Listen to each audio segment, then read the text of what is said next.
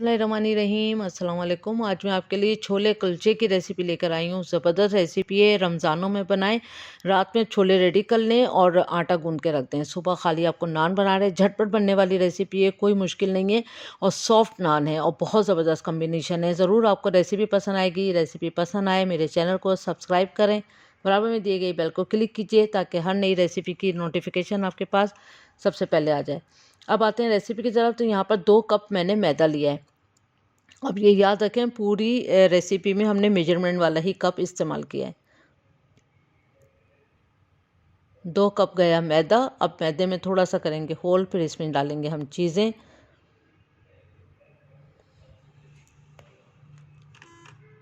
चीनी जाएगी इसमें 1 टीस्पून, मेजरमेंट वाला ही हमने चम्मच यूज़ किया है। नमक जाएगा 1/4 टीस्पून।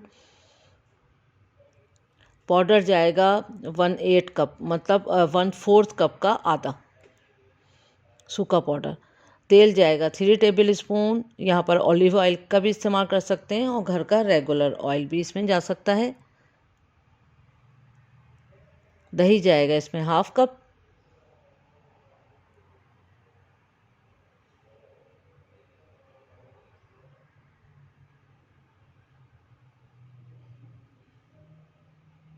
ईस्ट जाएगा इसमें, खमीर जो मिलता है खमीर पाउडर 1 टेबल स्पून।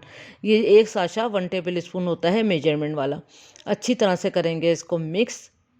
सब चीज़ों को अच्छी तरह मिक्स करने के बाद फिर इसको गूंदेंगे। अच्छा, ये याद रखिएगा, डो जो है वो बहुत सॉफ्ट होनी चाहिए। आप जितनी सॉफ्ट डो रखेंगे उतने ही सॉफ्ट आपके नान बनेंगे।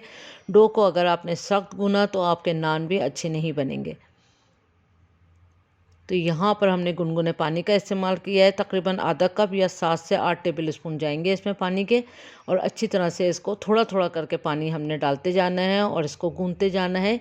और आप देखेंगे कि गूंदते वक्त ये स्टिकी सी डो हो रही है, आप देख सकते हैं। तो जितनी स्टिकी डो होगी उतने ही ज़बरदस्त नान बनेंगे। थोड़ा सा फिंगर टिप्स को आपने करते जाना है गीला और फिर आपने इसको 1 मिनट तक गूंदते जाएं और फिर इसको हम रेस्ट दे देंगे।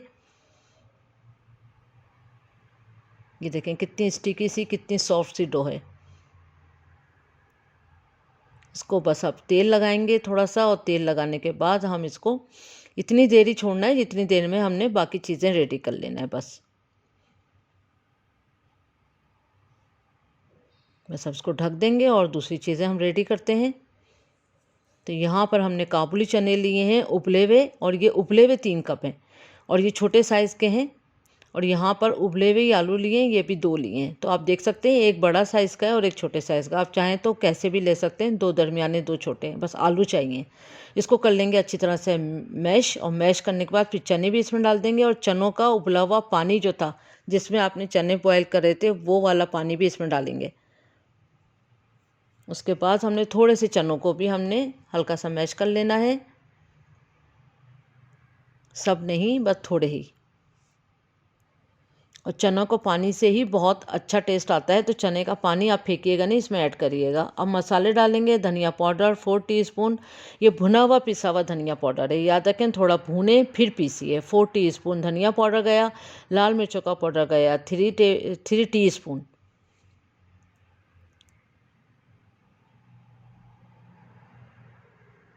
अब ये भी भुना हुआ पिसा हुआ ज़ीरा है 1 टीस्पून।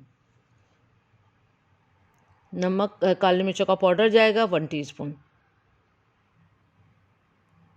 नमक जाएगा 1 टीस्पून। नमक आप देख के डालिएगा, अगर बॉयल करते हुए डाला है तो हाथ रोक के डालें। इमली का पानी जाएगा 1 कप, और आप देख सकते हैं ये अच्छा गाढ़ा पानी है। हरी मिर्ची जाएंगी 4 से 5 अदद बारीक कटी हुई। हरा धनिया बारीक कटा हुआ 1/4 कप। अच्छी तरह से करेंगे हम चीज़ों को मिक्स। ये मिक्स करने के बाद ही इतनी ज़बरदस्त से खुशबू आने लगेगी, लेकिन अभी ये आधी प्रिपरेशन है, अभी ये पूरी नहीं है। अब आते हैं बाकी की इसकी तैयारी के लिए। तो हमने यहाँ पर एक पैन में 1 टेबल स्पून ऑयल लिया है और 1 टेबल स्पून हमने मक्खन लिया है। उसके बाद हम इसमें प्याज डाल देंगे। दरमियाने साइज़ की 2 अदद प्याज ली थी, इसको चॉपर में बारीक चॉप किया है।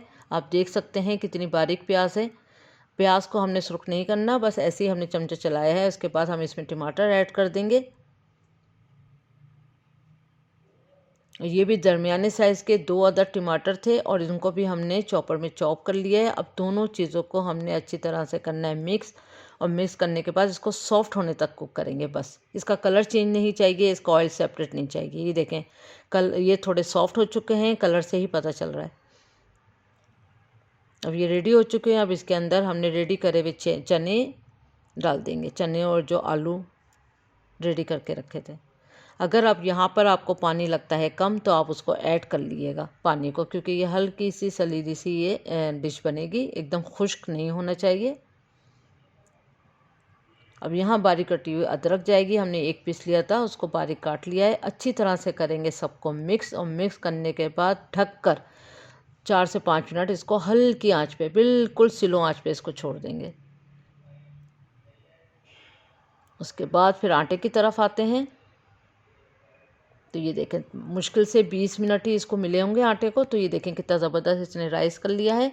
अब खुश्के की मदद से हमने इसको डो को इस बॉल से निकाल लेना है।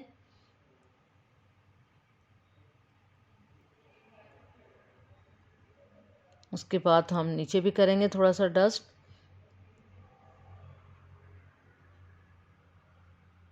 फिर हमने आटे को यहाँ पर भी थोड़ा सा गूंदना है हल्का सा, ताकि ये सेट हो जाए। तो ये देखें, आप देख सकते हैं कितनी ज़बरदस्त सी डो जो है वो रेडी हो चुकी है। बस अब हम पेड़े बनाएंगे इसके।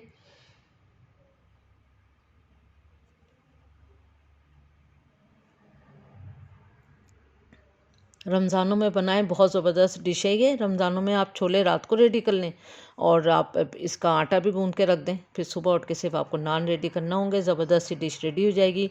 सहरी के टाइम बनाएं या इफ्तार के टाइम बनाएं, दोनों में मज़ेदार है। कलौंजी जाएगी इसमें हस्बे ज़रूरत। अच्छी तरह चिपका दें उसको। फिर बारीक कटा हरा धनिया जाएगा, ये भी हस्बे ज़रूरत ही है, इसको भी अच्छी तरह से चिपका दें। अब इसको हम बेलेंगे।